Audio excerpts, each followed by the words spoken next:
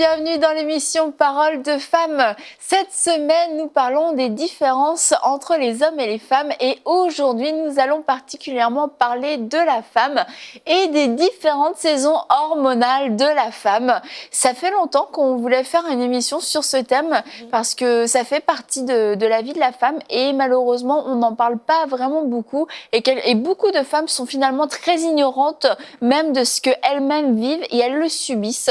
Et je crois qu'aujourd'hui, avec toi, Stéphanie, on va découvrir ce qui se passe finalement dans notre corps. Et le fait d'avoir cette information, le fait d'avoir la connaissance, ça va permettre de pouvoir comprendre quelquefois, mais qu'est-ce qui m'arrive? Pourquoi est-ce que je suis comme ça? Pourquoi est-ce que je vis ça? Et vraiment, je crois que cette connaissance va apporter beaucoup d'éclairage et va aussi pouvoir permettre à certaines femmes de mettre leur foi tout simplement en action, de comprendre que c'était pas des malédictions, des machins, des ceci et des cela, que quelquefois, ce sont les hormones. Oui. Tout simplement. Alors, c'est ça. Ce sont les hormones, tout simplement. Et merci, les filles, parce que je trouve ça vraiment génial qu'on puisse prendre le temps d'en parler. C'est pas partout. Pourtant, les femmes, hein, on sait que ça fait quand même partie. Dieu nous a créés avec corps, âme et esprit, mais bien sûr, avec tous ces changements qui sont hormonaux. Et vraiment, j'apprécie votre ouverture. Et je vais prendre un témoignage personnel en commençant sur vos hormones. C'est pas vrai? Alors, on a demandé à des personnes de votre équipe. Alors, juste, on va parler. On s'est laissé hier en parlant des différentes saisons qui affectent notre communication. Et la communication aussi va être.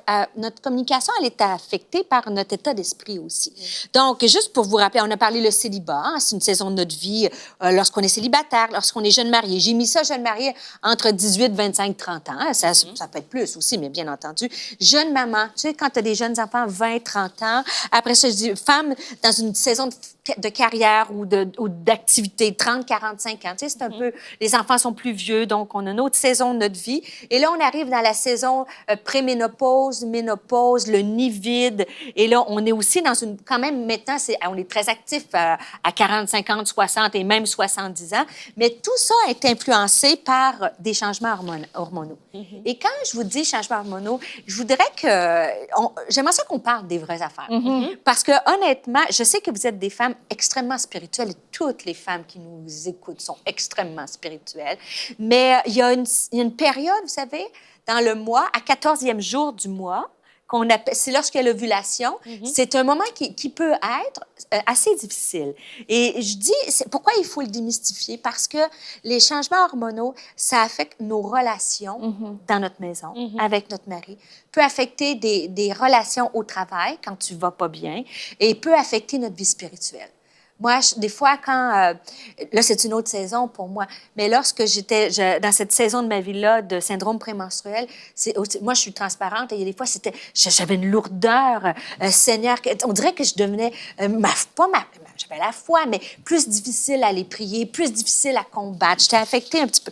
Dites-moi que je ne suis pas la seule qui a déjà vécu des choses comme ça. Vous me regardez comme si... je ne vois pas du tout de quoi tu parles. Non, bon, alors, mesdames, je vais continuer avec vous, celles qui sont honnêtes et transparentes. Alors, suivez-moi, laissez-les tomber. Hein, sinon... Mais moi, je dirais, par exemple, que ce que j'ai remarqué, c'est aussi les PMS, c'est ça, le syndrome prémenstruel. Des fois, même dans tes choses d'humeur, tu es peut-être une personne d'avoir une humeur tranquille, puis c'est comme il y a quelque chose qui t'irrite, tu réagis fortement, et c'est plus tard quand tu regardes... Tu parles pas de toi, là, tu parles de quelqu'un que tu connais. Ben, je parle de moi. Et que plus tard, tu regardes, ben tiens, c'était... Ah, c'est ça que ça veut dire. Tu dis, plus tard, mais pourquoi on le ferait pas avant? C'est-à-dire, sachant que c'est une période difficile, pourquoi ne pas éviter de tomber dans le piège? Et ça ne veut pas dire non plus que c'est une carte blanche, mesdames, pour dire, ben là, j'ai le droit, je suis dans mon syndrome prémenstruel, donc endurez-moi. Parce qu'on peut aussi, puisqu'on le sait, on peut... est-ce qu'on ne le vit pas chaque mois non plus? Oui, mais moi, ce que je voudrais juste dire aux femmes, c'est que c'est pas... Des fois, on a de la misère à constituer dans ma tête. Et savez-vous, il y a 75 des femmes qui sont atteintes syndrome prémenstruel. Et quand on parle de ce syndrome-là, ça a des symptômes qui sont somatiques, physiologiques. Tu peux avoir mal au ventre. Tu peux avoir aussi des symptômes qui sont affectifs. Tu as plus la larme à l'œil, tu es plus triste. Et bien sûr, comportementaux, parce que ça influence comment tu vas te comporter. Mais quand tu regardes les statistiques, 75 des femmes sont atteintes. Dans ces 75 %-là, tu as 50 des femmes qui sont quand même affectées de façon modérée et 35 auraient une perturbation de leur vie sociale. Donc, si tu regardes à ça, ça fait quand même beaucoup de femmes où modérément, on est à 50 ou que ça t'affecte vraiment dans ton comportement et 5 à 10 qui auraient vraiment des perturbations qui sont très, très, très, très sévères. Il y a des études qui disent, c'est vrai, que dans les prisons pour femmes, qu'il y a des femmes qui ont commis des meurtres, ça s'est produit statistiquement plus fréquemment quand elles étaient dans un syndrome prémenstruel. Ah ouais? Donc, ça affecte vraiment de l'agressivité, des comportements. Et je veux aussi préciser, puis peut-être que... Et ça, c'est des choses... Du coup, ça fait peur aux gens. C'est super ça. Le mari a peur jusque-là. C'est ce que je vis à chaque mois, moi. J'ai peur de me faire tuer, tu sais. Ce que je veux, on en rit, mais c'est pas toujours drôle. Ouais. Et même, je voudrais le dire, et là, c'est le côté plus médical, mais il y a un trouble qui s'appelle la dysphorie prémenstruelle, qui c'est une forme sévère de ce syndrome-là et touche quand même 8 de la population des femmes. Et ça s'appelle trouble dysphorique prémenstruel. Et c'est important parce que quand j'ai lu, les médecins disent très peu de femmes vont venir consulter pour ça, mais c'est tellement important que ça emmène les femmes dans un état de dépression et de problèmes de santé mentale. Ça peut être un déclencheur de la santé mentale si on a une fragilité. Donc, je pense que comme femme, et je veux pas qu'on mêle... Vous comprenez-vous ce que je veux dire? C'est physiologique. Dieu nous a créés avec ces hormones-là. Et dans quelques instants, on va regarder pourquoi je peux vous dire que c'est physiologique, parce qu'il y a un lien avec les variations de l'hormone.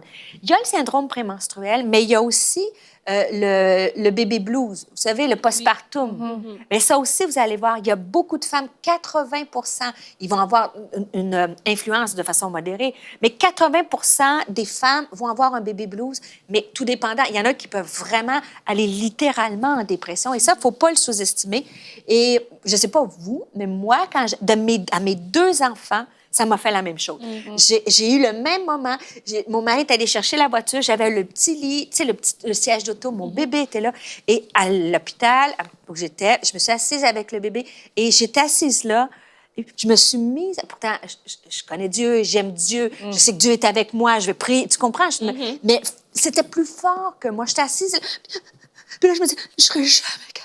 Je serais jamais capable. T'sais, et j'ai compris pourquoi.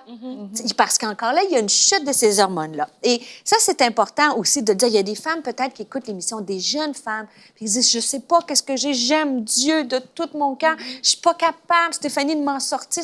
C'est plus fort que moi. Je me sens triste et déprimée. Il y a des solutions à ça. Il faut, premièrement, mettre, on le dit depuis le début, des mots sur les mots. Il faut s'arrêter de dire, hey, c'est peut-être ça que je vis, moi, depuis que je viens d'accoucher. C'est peut-être ça. Je sais qu'on entend parler, mais on dirait que des fois, on est à l'abri de ça. Nous, ça ne peut pas nous arriver, mais ça peut nous arriver. Et l'autre chose que je veux parler, c'est la ménopause. Et ça, je ne parle pas parce que je sais c'est quoi, là. Je parle aussi parce que j'ai lu ça dans un livre. T'es bien trop jeune, Stéphanie. On est bien d'accord, t'es bien trop jeune pour ça. Et je veux le dire parce que la ménopause aussi, il y a cette variation d'hormones-là, va avoir des effets qui vont... Et ça, c'est un classique, j'invente. Vous savez, tout le monde entend ça. Les femmes qui ont la ménopause, qui ont des bouffées de chaleur. Mais cette baisse d'hormones-là va amener comme une vasodilatation, ce qui fait que la nuit, les fameuses bouffées de chaleur, sont incommodantes. Mais plus que ça, c'est-à-dire que 80 des femmes ont ces bouffées de chaleur-là.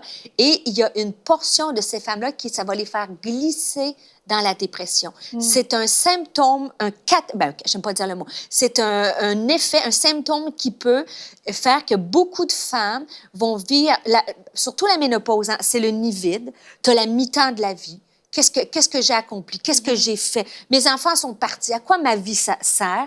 Puis ajoute à ça un facteur hormonal où, avec des bouffées de chaleur, tu as de la difficulté. Non, mais c'est beau être une femme. Je veux juste vous dire ça. C'est la plus belle chose qu'on a. Et en plus, tout ça, ça nous donne le privilège de donner la vie. Tu comprends-tu? Donc, mais je fais des blagues. C'est beau être une femme, mais il y a quand même ce facteur-là. Même la femme qui aime le Seigneur de tout son cœur peut être influencée par ça. Et la ménopause, ajouter, comme je dis, le nid vide, tout ça. Donc, et pourquoi? Et là, il y a un facteur commun à tout ce que je viens de vous dire. Parce que j'aimerais que... Des fois, on fait beaucoup de blagues. « Ah, la femme à ménopause, non, les blagues de ça, là, bon. » Et puis des fois, c'est drôle, puis des fois, c'est pas drôle. Mais physiologiquement, quand on parle du syndrome prémenstruel, si on peut mettre... Il y a un petit graphique qui va apparaître. Alors, il y a 2 phases. On appelle ça la phase folliculaire. C'est-à-dire qu'à partir de la première journée après tes menstruations et jusqu'à 14 jours, si tu vois sur le graphique, là, il y a plus... Je vais faire ça simple. Il y a d'autres hormones, mais on va parler juste de l'estrogène, OK? Il y a une courbe, une montée de la quantité d'estrogène dans ton corps, OK? Et là, cette montée-là, ça va bien, mais à 14 jours, tu commences à avoir une diminution. Alors, c'est la courbe c'est la courbe en rouge, si tu veux. Ça diminue. Et cette chute-là d'estrogène, entre autres, c'est ce qui provoque un état qui peut nous amener un peu dépressif. Et pourquoi? C'est un point commun. On pourrait parler de la progestérone, mais c'est un point commun après un baby blues. Quand tu viens d'accoucher, dans les jours qui suivent, les heures qui suivent, tu as une chute d'estrogène de 90 comme ça. Wow. Et c'est pour ça que la plupart des femmes, physiologiquement, tu as un état un peu de larmes, de tristesse, de peine. Et à la ménopause, bien entendu, qu'est-ce qui se passe? Exactement. Là, on produit de moins en moins d'estrogène. C'est ce qui fait, ce qui fait les bouffées de chaleur et ce qui fait aussi cet état qui peut emmener un peu dépressif. J'aime pas dépressif, mais triste. C'est pas tout le monde qui tombe dans la dépression, mais un état qui est plus lourd dans toi. Et là, quand tu regardes au niveau scientifique, c'est la biochimie. Quel est le lien, Stéphanie, entre la baisse d'estrogène et l'émotion, l'humeur? Quelle est la... C'est ce que tu me posais, Annabelle. Toi, j'ai l'humeur, Stéphanie. Je lisais dans tes pensées, je savais que c'est ce que tu voulais me poser comme question. En fait, la baisse d'estrogène a un effet sur la régulation. Si c'est trop complexe, vous me le dites, mais c'est assez simple. De façon plus... Si je peux comprendre. Non, de plus vulgariser, c'est simple. C'est-à-dire que cette baisse-là d'estrogène a un rôle à jouer sur la régulation des neurotransmetteurs dans le cerveau. Quand je dis un des plus connus, la sérotonine, par exemple. Tu sais, dans beaucoup de personnes qui vont aller en dépression et les médicaments qui vont être utilisés pour lutter contre la dépression, on appelle ça ils vont recapturer la sérotonine. Ça aide ce neurotransmetteur-là à être capturé dans ton cerveau pour avoir une bonne activité cérébrale. Je prends Parce qu'on avait quelque chose l'image avec ça. Si on peut regarder le cerveau, tu vois, le cerveau, cette image-là, il y a un cerveau qui est non déprimé. Tu vois c'est plus clair, tu vois, sur ce scan-là. Et tandis qu'un cerveau, quelqu'un qui est en dépression, l'activité cérébrale, elle est diminuée. Donc, si tu mets, il y en a un autre, tu vas la voir un petit peu. Si on met l'autre, Nadine aussi, tu vas bien voir, dans un cerveau qui est non déprimé, il y a beaucoup d'autres neurotransmetteurs, mais pour faire ça simple, la sérotonine, elle est impliquée dans l'activité cérébrale. Et ce neurotransmetteur-là, il est moins capturé ou moins présent, moins synthétisé quand tu es en dépression. Et l'estrogène, je vous fais ça simple, l'estrogène, en diminuant dans notre corps, elle diminue un peu la capture et la synthèse de la sérotonine. Okay. Tu vois-tu le lien? C'est pas permanent puisque ça revient, tu vois? Donc, il y a un lien à faire.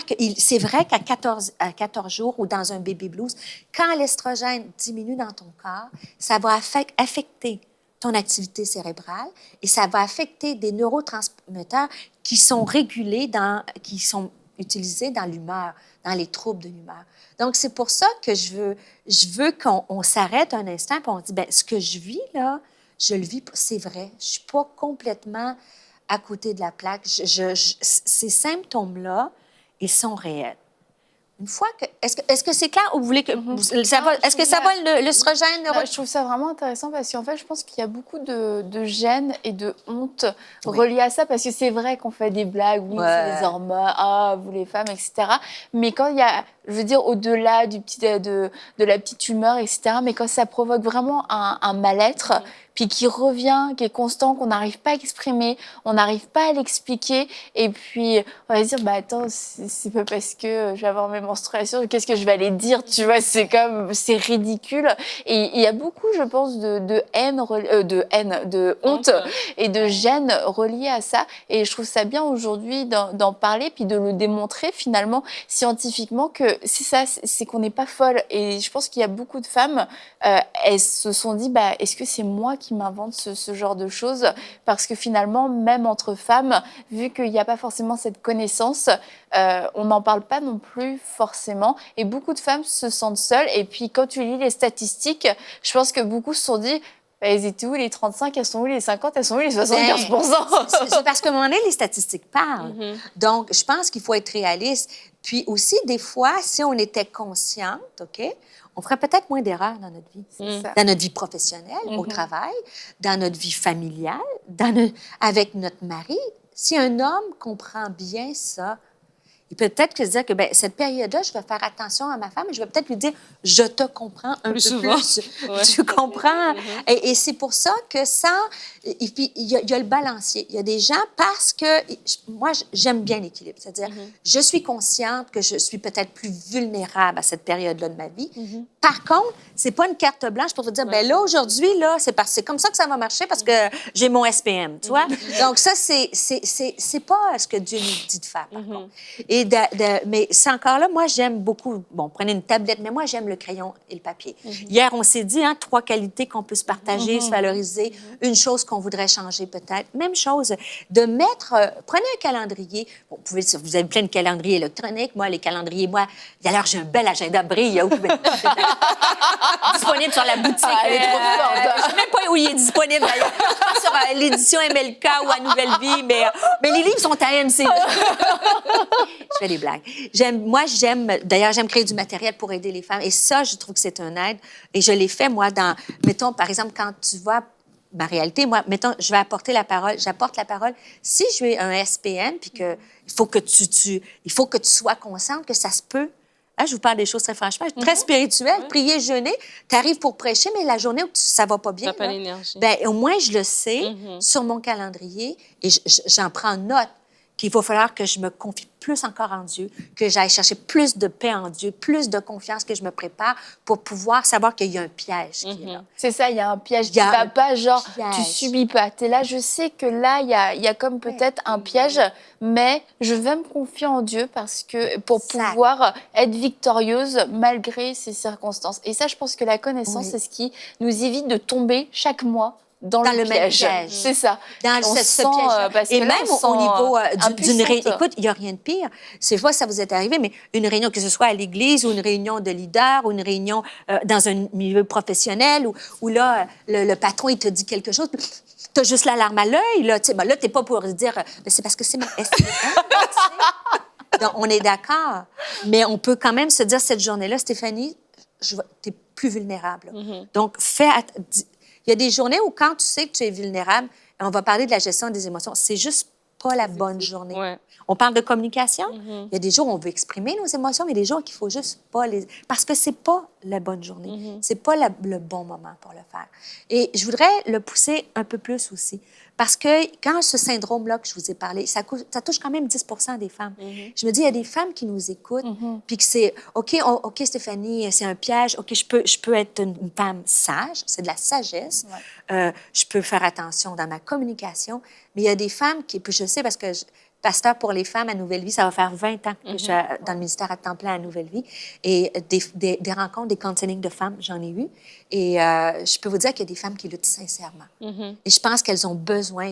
Et tu vois, prendre le temps de venir ici, c'était une des choses, d'avoir une voix puis de dire, ce que tu vis là, t'es pas dans ta folle tête. en ce moment. Ouais. Mais t'es pas obligé de rester là. Bien sûr, quand on se parle, les filles, la prière, pour moi, je le mentionne pas parce que c'est la première chose, c'est la clé de base. Lire ta parole, la prière. Mais à un moment donné, ça suffit pas dans le sens que c'est comme si tu as un problème de diabète, tu comprends? Tu vas aller chercher... Tu sais, t'as beau être le meilleur chrétien, si tu es diabétique, ça prend de l'insuline, tu vois? Donc, c'est la même chose. Si tu es une femme qui lutte avec un syndrome sévère, puis que tu te sens glisser vers une dépression, il y a de l'aide. On peut consulter un médecin, bien sûr avec la prière et avec des amis du conseil. Et je veux parler des femmes aussi qui ont des baby blues. Il y a des femmes, j'en ai rencontré, vous savez, un baby blues, là, ça peut être paralysant pendant des années. Certaines peuvent être prises dans ça pour un dérèglement hormonal et elles ont besoin d'aide. Et je pense que comme grande sœur pour certaines, maman pour d'autres, amie, c'est de dire... Hey, Elle n'est pas les dents grand-mère.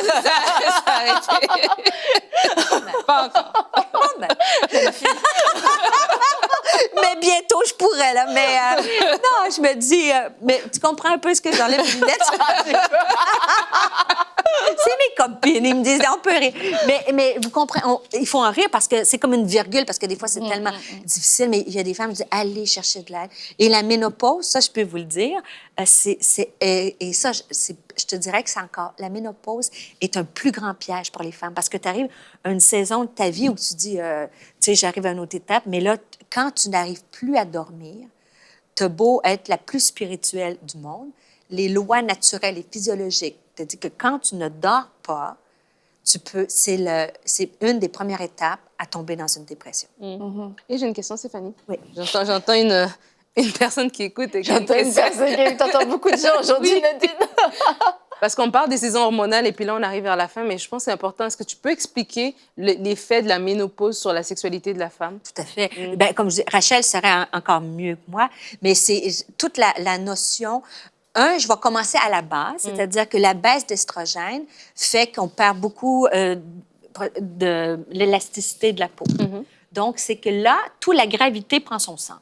C'est-à-dire que tout ce qui était remonté descend. OK? Donc, première chose, ton corps change, la taille devient un peu moins fine, les seins sont plus lourds, sont tombants. Donc, ce qui fait que, dans ton esprit, tu te trouves un petit peu moins... c'est juste dans notre esprit parce que... Entre parenthèses, notre mari vieillit en même âge aussi. Donc, je pense qu'un couple équilibré, on s'aime pas juste pour cette enveloppe-là. Donc, on a cheminé ensemble. Mais ça peut être une première barrière de dire, ben écoute, j'ai plus la taille que j'avais à 20 ans. Mais quand un mari qui s'aime puis qui t'aime, ben, c'est pas ça, mais ça peut être une première barrière. Là, on parle des vraies choses, c'est que ça amène aussi, et là, on est à un endroit, et Rachel va être fière de moi, que je suis, je tourne, non, mais physiologiquement, une des choses les plus connues, c'est qu'il y a une sécheresse vaginale. Ouais. Et ça, c'est extrêmement douloureux. Et ça, s'il y a des hommes, les hommes, ils l'entendent peut-être ou peut-être pas, je sais pas, dans nos milieux, mais il faut qu'elles sachent que leur femme, lorsqu'elle en préménopause et ménopause, c'est extrêmement douloureux d'avoir des relations sexuelles complètes. Il existe autre chose, mais avec une relation sexuelle complète. Donc, ça aussi, on peut parler aux médecins. Ça aussi, je ne veux pas faire une chronique de sexualité, mais je veux dire, c'est quand même... si tu veux. Ceci étant dit, moi, je suis un peu prude de parler de ça, mais pour avoir entendu tellement de femmes, quand la sexualité est altérée, à 50 ans, la vie n'est pas finie. Là, pour un homme aussi, a plein de désirs, les femmes aussi. Donc, si ça, c'est un frein, il ne faut pas avoir honte de consulter et de dire à son médecin ou au pharmacien, il y a plein de solutions pour ça. Donc, mais ça, c'est une des premières causes. Et aussi, si tu ne dors pas bien, bien, quand tu dors pas bien, quand tu arrives à dormir puis que ton mari dit « Coucou! » Puis là, toi, tu as une espèce de gros ronflement parce que ça fait 3 jours que tu dors pas. Bien, ça peut affecter la sexualité. Mais je pense que, comme je dis, on n'a pas de honte. Dieu, corps, âme, esprit, chaque aspect de notre vie est important.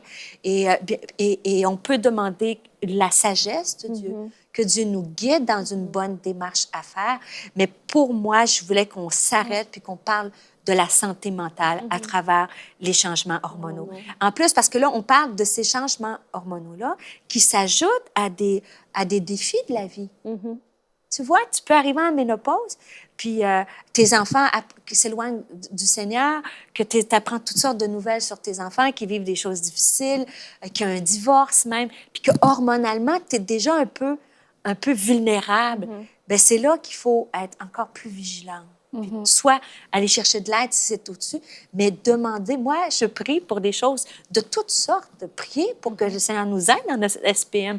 Prier que Dieu nous aide à traverser la ménopause et qu'il nous aide dans tout. C'est lui qui a formé notre corps. Hein. Dès le sein maternel, il connaît, c'est lui-même qui a donné toutes ces lois naturelles-là. Et il y a des choses à la vie, des fois, quand on tombe un peu dans une hyper-spiritualité. Tu sais, je dis souvent ça, il y a un code de la route. Si tu t'en vas en voiture puis que tu as l'arrêt stop, tu vois, et tu ne t'arrêtes pas et tu passes tout droit, ça se peut que tu aies un accident, pas parce que Dieu le permet, parce que tu n'as pas respecté le code de la route.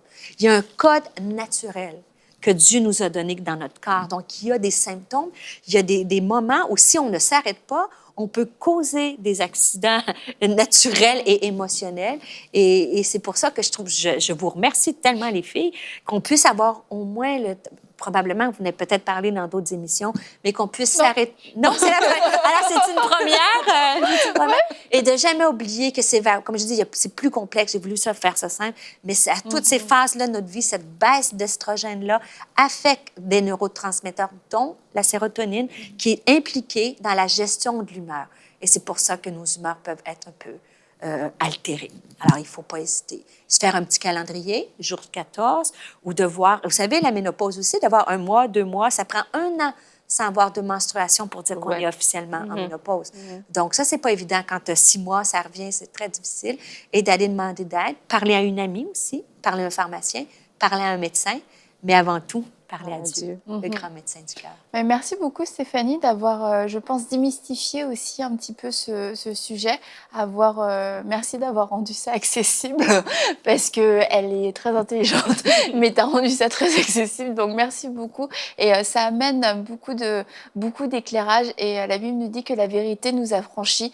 Et rien que le fait de le savoir, je crois que ça va opérer des libérations. Libérations de différentes sortes, mais je pense beaucoup au niveau de la honte aussi, finalement. Et c'est comme dans toutes les transitions de notre vie, on a des transitions hormonales et c'est des nouvelles expériences, c'est des saisons où on est comme un peu ignorante et on a d'autant plus besoin, comme tu le disais, du Seigneur. On a besoin de s'accrocher à lui et puis de prier, mais lui dire aussi, j'ai besoin de réponses et je crois que cette émission est venue comme une réponse. J'espère. Est venue répondre à des prières. En fait, qu'est-ce qui m'arrive? Qu'est-ce qui se passe?